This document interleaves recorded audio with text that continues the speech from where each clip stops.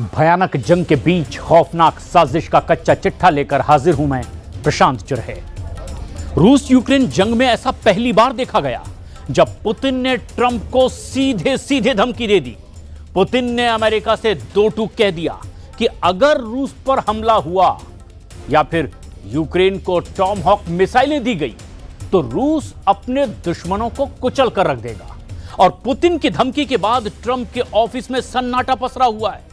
ऐसे में सवाल यह खड़ा हो रहा है कि क्या तीसरा विश्व युद्ध अब शुरू हो चुका है?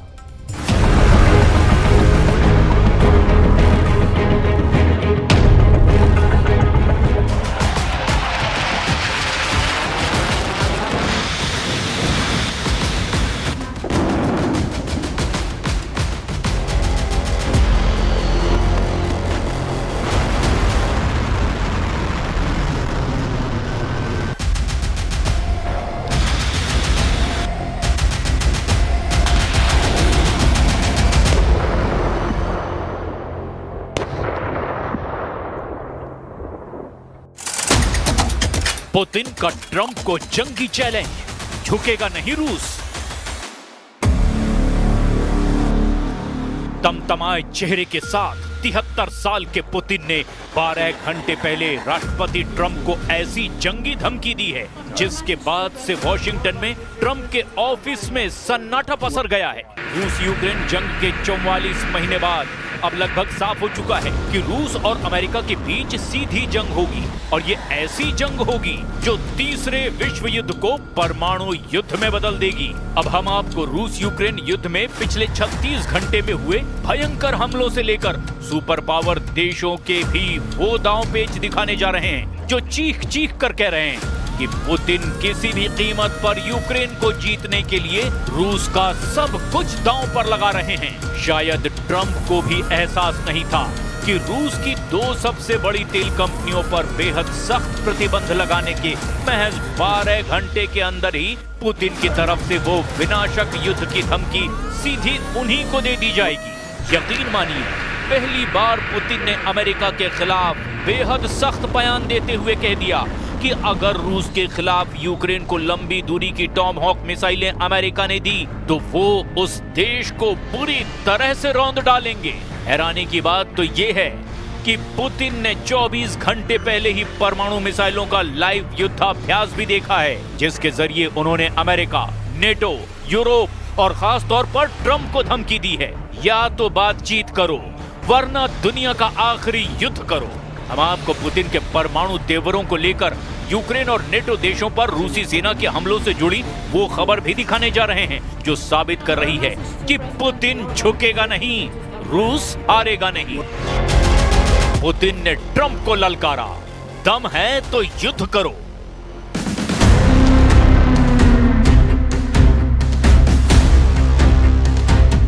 पिछले 9 महीने से राष्ट्रपति ट्रंप पुतिन को काबू करने की कोशिश में जुटे हैं। ट्रंप को लग रहा था कि 15 अगस्त को अलास्का में पुतिन पर डाले गए दबाव की वजह से रूस यूक्रेन से जंग रोक देगा, लेकिन रूस ने 18 अगस्त 2025 से यूक्रेन पर 10 गुना हमला और तेज कर दिया है। इसके बाद ट्रंप को लगा कि पुतिन से फोन पर लगभग 2.5 घंटे बात करने के बाद वो पुतिन को सीज फायर के लिए मजबूर कर देंगे, लेकिन पुतिन ने दो टूक कह दिया कि यूक्रेन 5 प्रांत रूस को सौंप दो, उसके बाद ही रूस हमले रोकेगा। पुतिन के अड़ियल तेवरों को देखने के बाद ट्रंप हैरान रह गए। नेटो और यूरोपीय संघ के दबाव में जैसे ही राष्ट्रपति ट्रंप ने रूस की दो सबसे बड़ी तेल कंपनियों रोसनेफ्ट और लुकोइल पर बेहद सख्त प्रतिबंध लगा करके रूस को घुटनों पर लाने की कोशिश की, लेकिन पुतिन ने ट्रंप के प्रतिबंधों के खिलाफ ऐसा परमाणु और जंगी तेवर दिखाया कि इसके बाद से अमेरिका और नेटो की सिट्टी पिट्टी गुम हो गई है। खबर तो ये है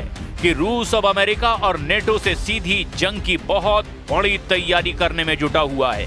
दावा किया गया कि पुतिन को अंदेशा था कि राष्ट्रपति ट्रंप बातचीत की आड़ में पुतिन के रूस को रौंदने की कोशिश करेंगे, लेकिन पुतिन ने 12 घंटे पहले ही 2 बयान दिए। उसने ट्रंप को सोचने पर मजबूर कर दिया कि क्या रूस से अमेरिका और नेटो मिलकर के जंग जीत पाएंगे या नहीं। जरा देखिए पुतिन ने ट्रंप के प्रतिबंधों का कैसा जंगी दांव खेला है।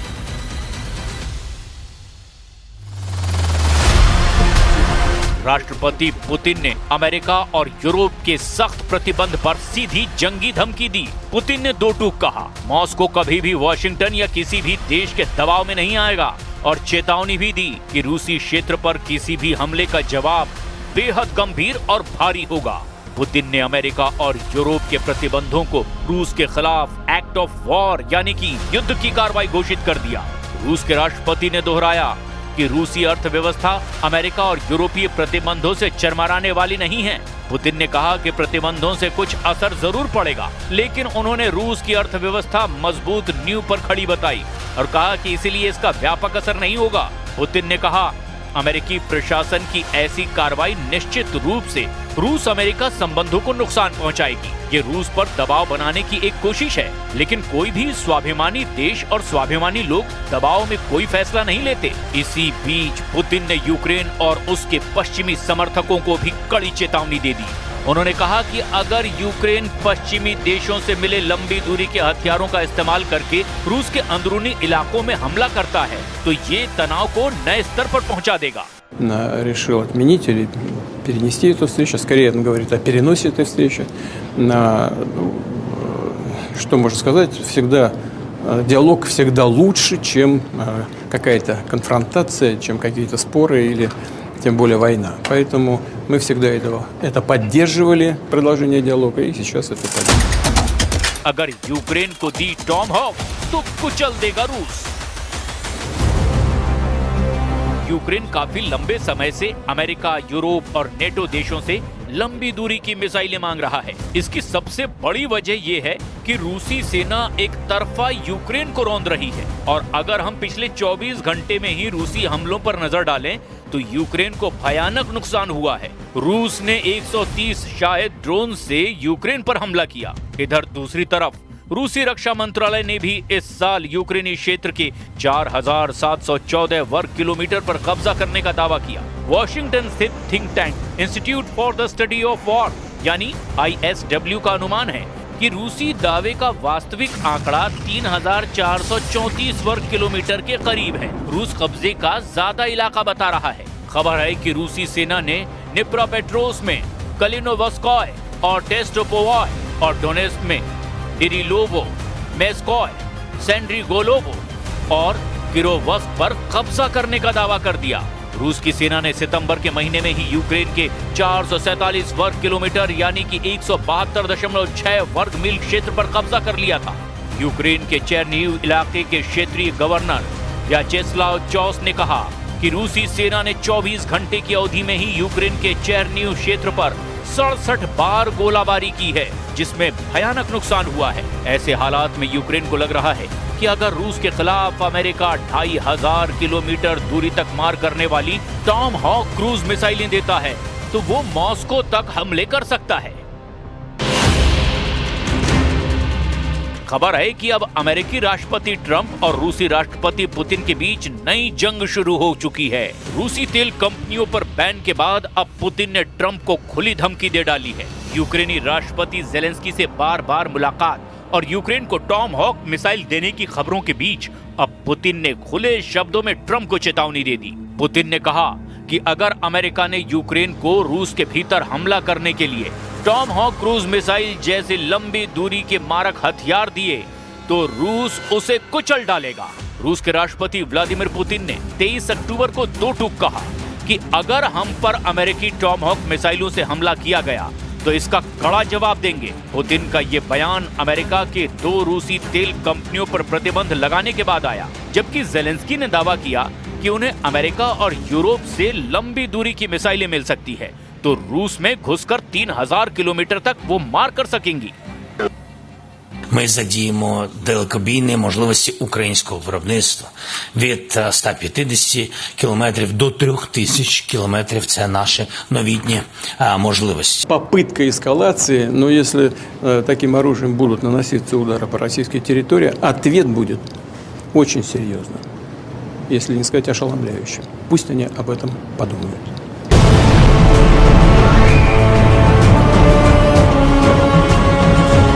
टॉमहॉक अमेरिका की सबसे खतरनाक मिसाइलों में से एक मानी जाती है। ये क्रूज मिसाइल है जिसे अमेरिका के सभी युद्धपोतों पर तैनात किया गया है। अब यही मिसाइल अमेरिका यूक्रेन को देने जा रहा है और यूक्रेन इस लंबी दूरी की क्रूज मिसाइल से रूस पर हमला करने का प्लान बना रहा है। इधर पुतिन के करीबी और रूस के पूर्व राष्ट्रपति दिमित्री मेदवेदेव ने अमेरिका को टॉम हॉक पर सीधे धमकी दी और चैलेंज करते हुए दो टूक कहा कि अमेरिका को टॉम हॉक वाली साजिश बहुत महंगी पड़ेगी। रूस के पूर्व राष्ट्रपति और राष्ट्रीय सुरक्षा परिषद के वर्तमान उपाध्यक्ष दिमित्री मेदवेदेव ने चेतावनी देते हुए बड़ा बयान दिया। दिमित्री मेदवेदेव ने कहा कि रूस के भीतरी इलाकों में हमले के लिए यूक्रेन को टॉम हॉक क्रूज मिसाइलों की आपूर्ति सभी पक्षों के लिए विनाशकारी हो सकती है। टॉम हॉक क्रूज मिसाइलों की आपूर्ति किसी के लिए भी अच्छी नहीं होगी। दिमित्री मेदवेदेव ने अमेरिका को चेतावनी देते हुए कहा, टॉम हॉक के परमाणु संस्करण और पारंपरिक संस्करण के बीच अंतर करना असंभव है और उसका प्रक्षेपण अमेरिका की ओर से कंट्रोल किया जाएगा। दिमित्री मेदवेदेव ने यह भी कहा कि उम्मीद तो यही की जा सकती है कि ये एक खोखली धमकी हो, जैसे रूस के करीब परमाणु पनडुब्बियां भेजने जैसी। मेदवेदेव के पोस्ट पर प्रतिक्रिया देते हुए रूस के राष्ट्रपति कार्यालय के प्रवक्ता दिमित्री पेस्कोव ने समर्थन करते हुए कहा कि चूंकि टॉम हॉक मिसाइलों के प्रक्षेपण के लिए अमेरिकी विशेषज्ञों की जरूरत होगी, यानी रूस पर अगर यूक्रेन टॉम हॉक मिसाइलों से हमला करेगा तो बिना अमेरिकी सेना की मदद से यूक्रेनी सेना ऐसा नहीं कर पाएगी और ऐसे हालात में ये साबित हो जाएगा कि टॉम हॉक से अमेरिका यूक्रेन की जमीन से रूस पर हमला कर रहा है और इसीलिए कीव में ऐसी मिसाइलों की संभावित आपूर्ति के बहुत गंभीर परिणाम हो सकते हैं। В некоторых странах об этом думают. Насколько нам известно, даже готовятся. Вот я и сказал, что если проведут, то и мы сделаем то же самое. Ну, хорошо это или плохо? С точки зрения обеспечения безопасности – хорошо. С точки зрения общей картины, связанной со сдерживанием, с действиями, направленными на, если не на сокращение, то на сдерживание гонки вооружений, ну, это, наверное, неплохо. इधर रूसी सेना यूक्रेन के खेरसोन क्षेत्र में डनेप्र नदी पार करने की कोशिश कर रही है, लेकिन सीमित संख्या में। इस पर एक रिपोर्ट में दावा किया गया कि इस साल अब तक रूसी सेना के 90,000 सैनिक मारे जा चुके हैं, लेकिन साथ ही रूस ने यूक्रेन के पोक्रोवस्क के रोंडिस के इलाके पर 70% से ज्यादा कब्जा कर लिया है। कुछ ऐसा ही हाल यूक्रेन के वोल्चांस्क का भी है, जहां रूसी सेना पूरी तरह से बढ़त बना चुकी है। 18 सेकंड में लगा आपातकाल, नेटो देश में घुसे रूसी जेट। बड़बोले ट्रंप और रूस से जंग को उतावले नेटो की वजह से एक नेटो देश लिथुआनिया पर रूसी एक्शन से हड़कंप मच गया है। रूस और पश्चिमी देशों में बढ़ रहे तनाव के बीच 2 रूसी सैन्य विमानों ने लिथुआनिया के हवाई क्षेत्र का उल्लंघन किया है।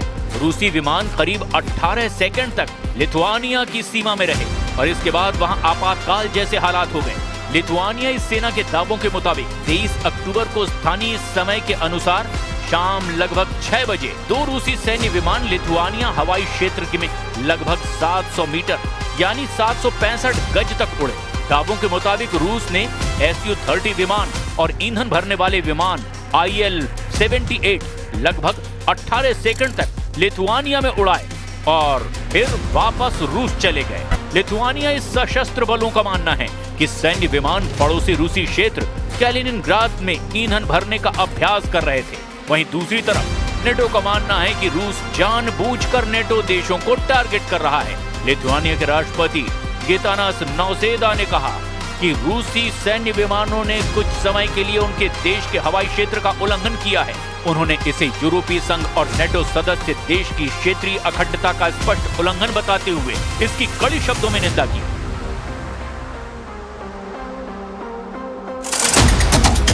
तबाह हो रहा यूक्रेन, रूस के ट्रैप में ट्रंप।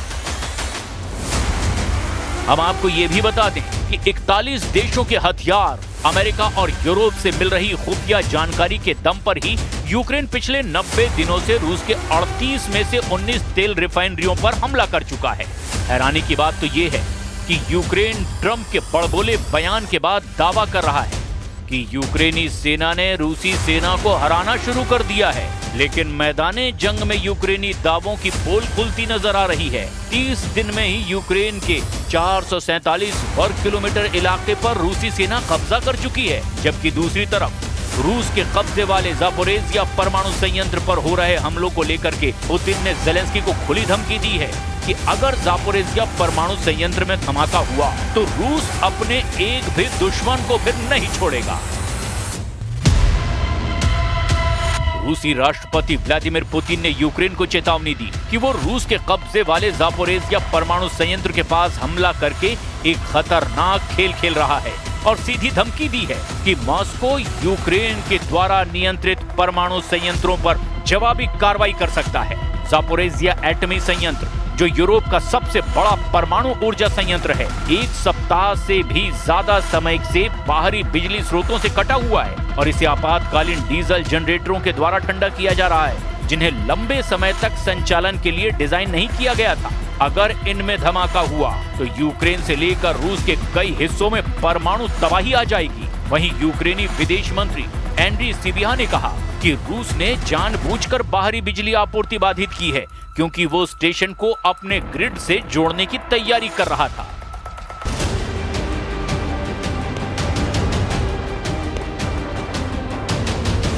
कुल मिलाकर पुतिन के नए तेवरों से साफ हो चुका है कि रूस लंबी जंग की तैयारी कर रहा है और इसीलिए पुतिन ने ट्रंप को टारगेट करके अमेरिका और नेटो देशों को दो टूक कह दिया कि अगर रूस पर हमले की जरा भी कोशिश की गई तो फिर इसके बाद रूस अपने सभी दुश्मनों को कुचल डालेगा।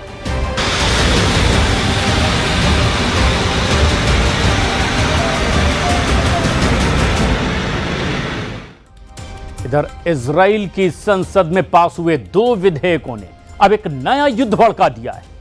वेस्ट बैंक और पूर्वी यरूशलेम पर कंट्रोल के लिए पास किए गए बिल पर प्रेसिडेंट ट्रंप भड़क उठे हैं।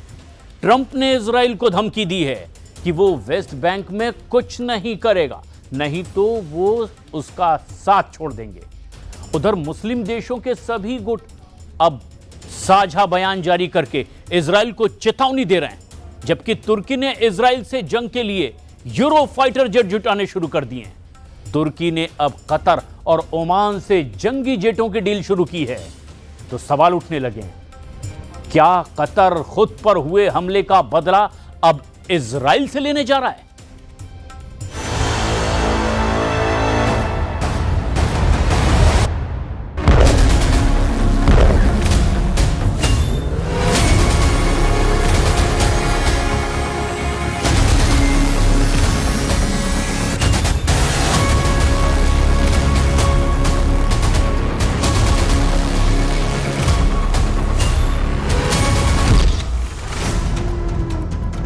तीन मुस्लिम देशों ने इजराइल को उसी के अंदाज में सबक सिखाने का ऐलान कर दिया है। मतलब ये कि युद्ध बम बारूद से शुरू होगा। जरूरत पड़ी तो इजराइल पर परमाणु हमले की तैयारी है। मुस्लिम देश इजराइल से लेबनान, ईरान, सीरिया, यमन और गाजा का पूरा हिसाब लेने जा रहे हैं। नेतन्याहू के लिए ये युद्ध बिल्कुल भी आसान नहीं, क्योंकि इस बार ट्रंप भी साथ देने को तैयार नहीं।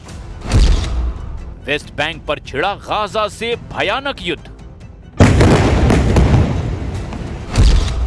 22 मुस्लिम देशों का इजराइल पर हमला।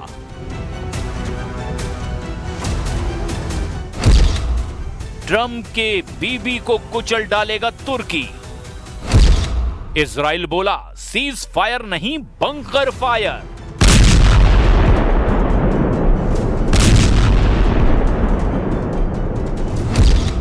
यूक्रेन से पहले खाड़ी में तीसरा विश्व युद्ध।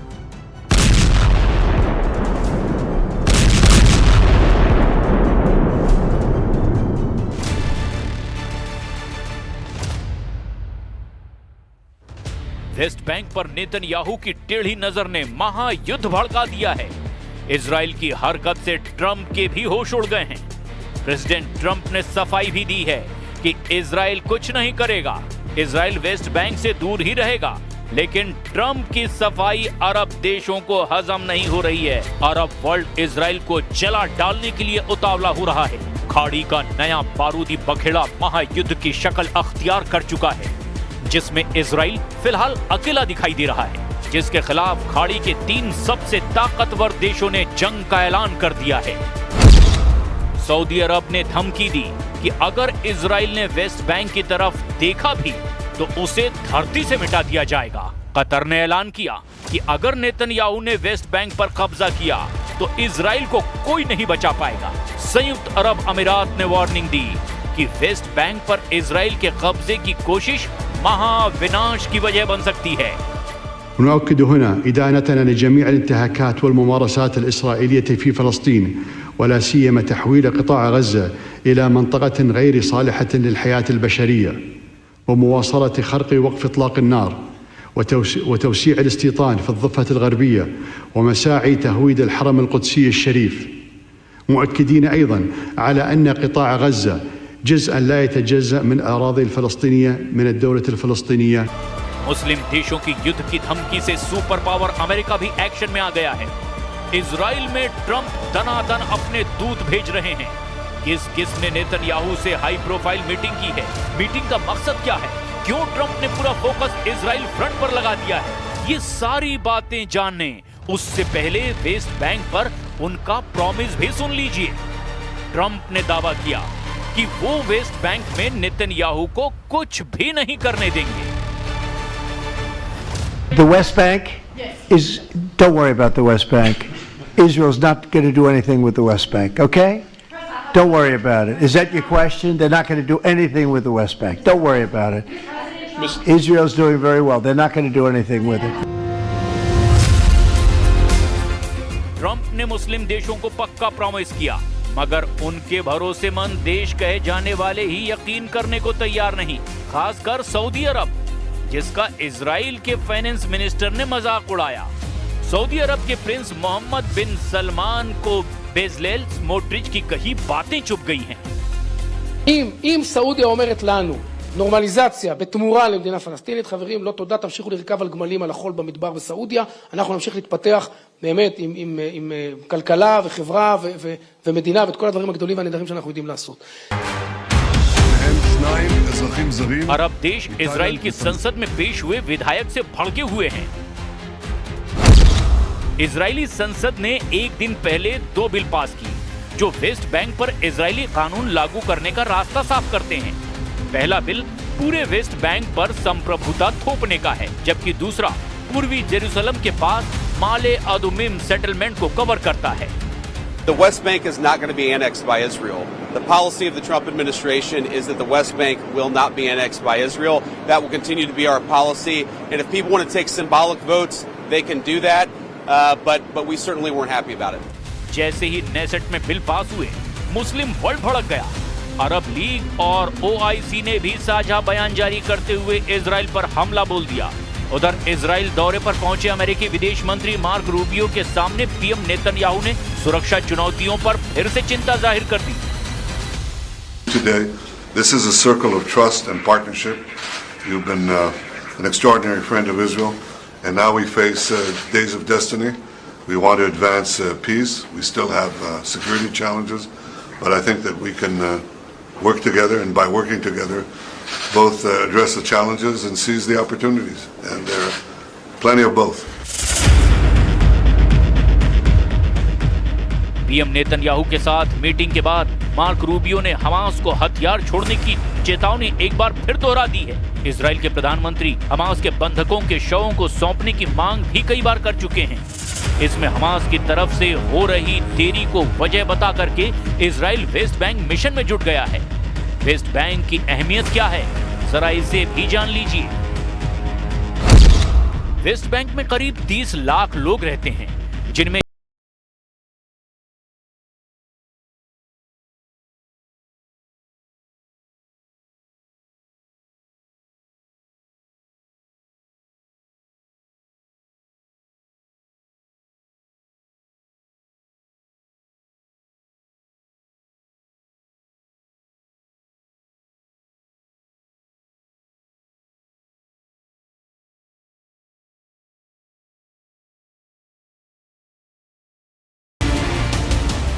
इजराइल के दुश्मनों को अच्छी तरह से पता है कि वो क्या करने वाला है, इसीलिए अब की बार नेतन्याहू के खिलाफ जबरदस्त गोलबंदी हुई है।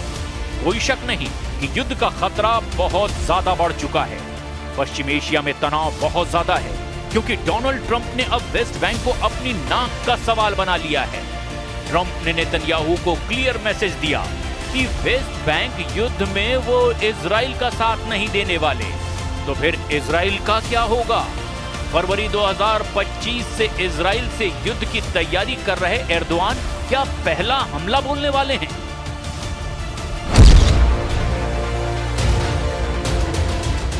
नेतन्याहू के लिए युद्ध का सबसे बड़ा फ्रंट अब खुल गया है, जिसमें इजराइल को 22 देशों की सेनाओं से भिड़ना पड़ सकता है। फिलहाल तो इस युद्ध में बारूदी तड़का तुर्की लगा रहा है। प्रेसिडेंट एर्दोआन हर दिन नए देशों को इजराइल के खिलाफ भड़का रहे हैं। गाजा पर ट्रंप के प्लान का खौफ दिखा करके एर्दोआन खाड़ी देशों में जबरदस्त वॉर प्लान पर आगे बढ़ते जा रहे हैं। एर्दोआन की गाजा पॉलिसी पर ज्यादातर देशों की सहमति भी है। मिस्र और जॉर्डन ने तो इजराइल के खिलाफ होने का ओपन ऐलान कर रखा है। मिस्र के राष्ट्रपति अब्देल फतह अल सीसी ने गाजा मुद्दे पर ही नेतन्याहू के खिलाफ मोर्चा खोला था और एक बार फिर दुनिया भर से समर्थन लेने के बाद इजराइल पर एक्शन लेने का प्लान अरब अलायंस ने बना लिया है। एर्दोआन के वॉर ट्रायंगल ने नेतन्याहू को फंसाकर युद्ध में हराने का रोड मैप तैयार किया। एर्दोआन इजराइल को 1967 के दौर में ले जाने की धमकी कई बार दोहरा चुके हैं। Bu itibarla 1967 sınırları esas alınarak başkenti Doğu Kudüs olan bağımsız, egemen ve coğrafi bütünlüğü haiz bir Filistin devletinin vücut bulması şarttır. Türkiye ve Malezya bu noktada çabalarını ve Filistin'e desteğini hız kesmeden Erdogan ने युद्ध त्रिकोण कुछ ऐसा बनाया जिसमें फंसा Israel बुरी तरह तबाह हो सकता है। वेस्ट बैंक में ट्रंप का वादा इजराइल ने जैसे ही तोड़ा, तुर्की इजराइल पर 3 तरफ से हमला करने का प्लान बना सकता है, जिसमें पश्चिमी छोर से अरब देशों की संयुक्त सेना इजराइल पर टूट पड़ेगी तो उत्तरी छोर से अंकारा से ऑपरेट होने वाली सेना और कमांडर जुलानी की फौज होगी। तीसरे फ्रंट पर यानी दक्षिणी छोर से इजराइल को मिस्र की लीडरशिप से चुनौती मिलेगी। इजराइल से टकराने से पहले तुर्की जबरदस्त हथियार खरीद शुरू कर चुका है। एर्दोआन ने कतर से सेकंड हैंड यूरोफाइटर जेट खरीदने की डील पर जोर लगा रखा है। वहीं ट्रंप से तुर्की F-35 फाइटर जेट की डिमांड बार बार दोहरा रहा है। पुतिन से S-400 खरीदने पर एर्दोआन को अमेरिका ने F-35 प्रोग्राम से बाहर फेंक दिया है, मगर अब एर्दोआन ने ट्रंप से दोस्ती गांठ ली है। कतर पर इजराइल के हमले के बाद वो ट्रंप से F-35 की मांग करते आ रहे हैं। तुर्की को पता है कि इजराइल के पास अमेरिका के F-35, F-15 और F-16 फाइटर जेट का बहुत बड़ा बेड़ा है, जिसकी काट फिलहाल तुर्की के पास नहीं है। मगर अरब वर्ल्ड के पास सुपर पावर के सभी जंगी लड़ाके हैं। खाड़ी देशों में अमेरिका के सैन्य अड्डे हैं, जहां हर तरह के हथियारों की तैनाती है। खासकर अमेरिकी बम वर्षक विमानों का कोई जवाब किसी के पास नहीं है।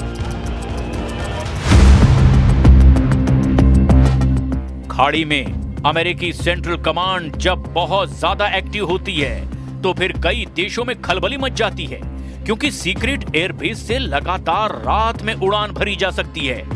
रात में टेक ऑफ करने वाले ये विमान अमेरिका के सबसे खतरनाक लॉन्ग रेंज वाले बम वर्षक होते हैं। अमेरिका की बॉम्बर फ्लीट के सबसे खतरनाक विमान कुछ मिनट के अंदर ही वॉर मोड में आ जाते हैं। B-1 बॉम्बर, B-2 बॉम्बर और B-52 बॉम्बर, परमाणु बम गिराने वाले ये तीनों जहाज सिर्फ ट्रंप के ऑर्डर का इंतजार करते हैं। B-1 बॉम्बर, B-2 बॉम्बर और B-52 तीनों जब उड़ते हैं तो समझ लीजिए दुनिया में कोई ना कोई वॉर जोन एक्टिव हो जाता है। अमेरिका का सबसे पुराना लेकिन सबसे खतरनाक बम वर्षक B-52 जब ये रनवे पर चलता है तो और ज्यादा विध्वंसक नजर आता है।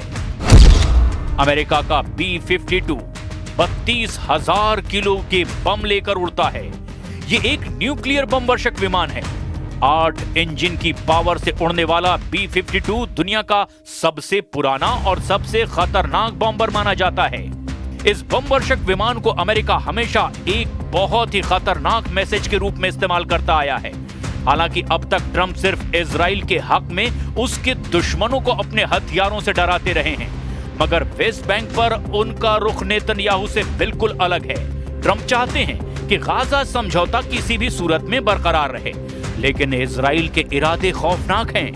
वेस्ट बैंक में इजराइल डिफेंस फोर्स की एंट्री युद्ध की आग भड़का सकती है, और अगर ऐसा हुआ तो समझ लीजिए कि पश्चिम एशिया से शुरू होगा ऐसा बड़ा युद्ध जो यूक्रेन की जंग से भी खतरनाक होगा, जिसे रोकना ना ट्रंप के बस की बात होगी, ना खामनेई और ना ही एर्दोआन की। एक नया वॉर जोन वेस्ट बैंक से निकलकर इजराइल में बन जाएगा, और फिर वर्ल्ड वॉर का खतरा भी मंडराने लगेगा, जिसमें एटम बमों का धमाका भी हो सकता है। नवंबर के महीने में एक और युद्ध शुरू होने का खतरा मंडराने लगा है।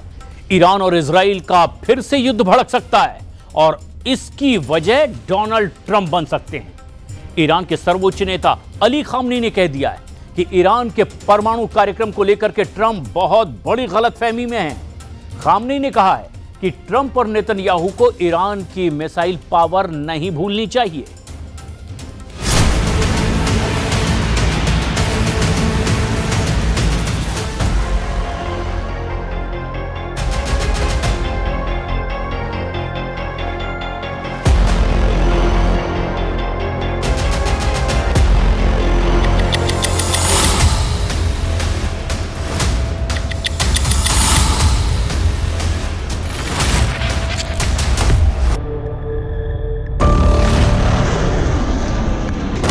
खामेनेई ने ट्रंप को ईरान का दुश्मन कहा।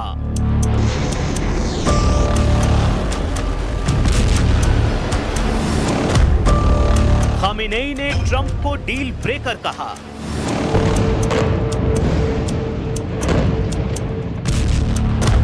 खामेनेई ने ट्रंप को मुंगेरी लाल कहा।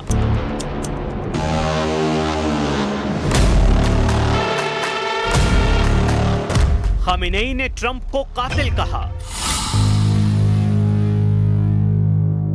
खामेनेई ने ट्रंप को आतंकवादी तक कह डाला।